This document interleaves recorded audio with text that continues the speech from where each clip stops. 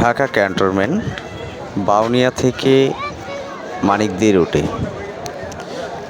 বাইগেটেক area মা committee সেন্টারের সামনেই এয়ারফোর্সের ওয়াল ভেঙে একজন লোক নিহত হয়েছে, 2 জন লোক আহত।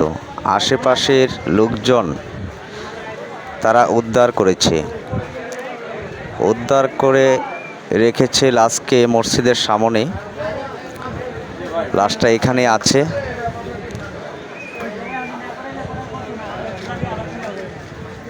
এরই মাঝে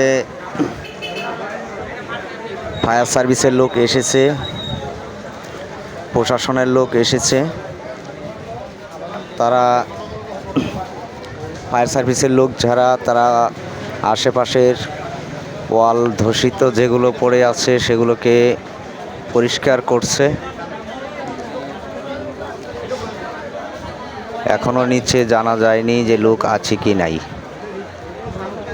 তা আমরা জেনে আবারও নিউজ দিব। এখনো উদ্ধার করছে,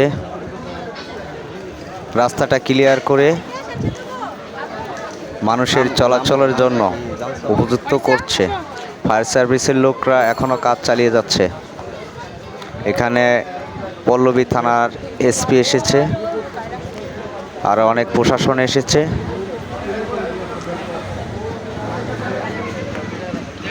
বাকি অলগুলো ঝুঁকিপূর্ণ আছে,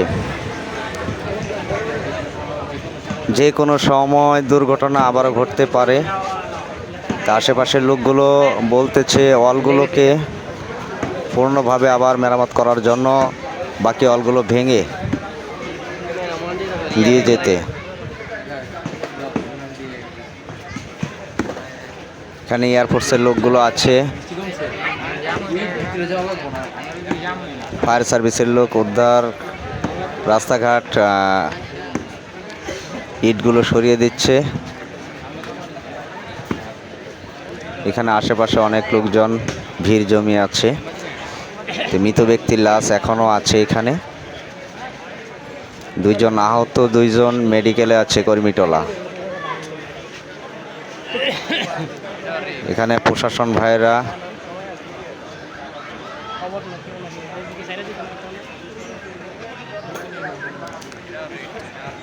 আপ্রাণ চেষ্টা করছে রাস্তাটা ক্লিয়ার করার জন্য। ফায়ার সার্ভিসের লোক, আশেপাশের জনগণও চেষ্টা করছে।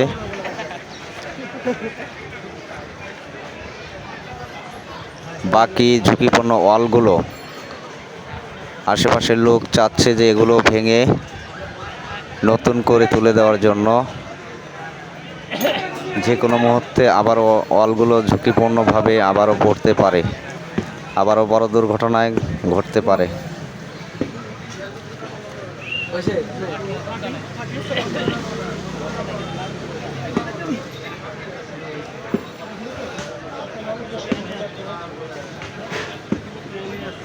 ফায়ার সার্ভিসের কর্মীরা এখনো কাজ চালিয়ে যাচ্ছে।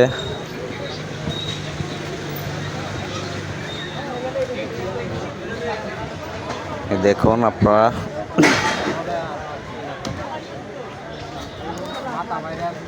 মৃত ব্যক্তির নাম হয়েছে সাবেক বিমান বাহিনীর লোক, অবসরপ্রাপ্ত। নাম হয়েছে নূর মোহাম্মদ, হোম ডিস্ট্রিক্ট সিলেট। বর্তমান স্থায়ী ঠিকানা হয়েছে বারনটেক, পল্লবী থানা।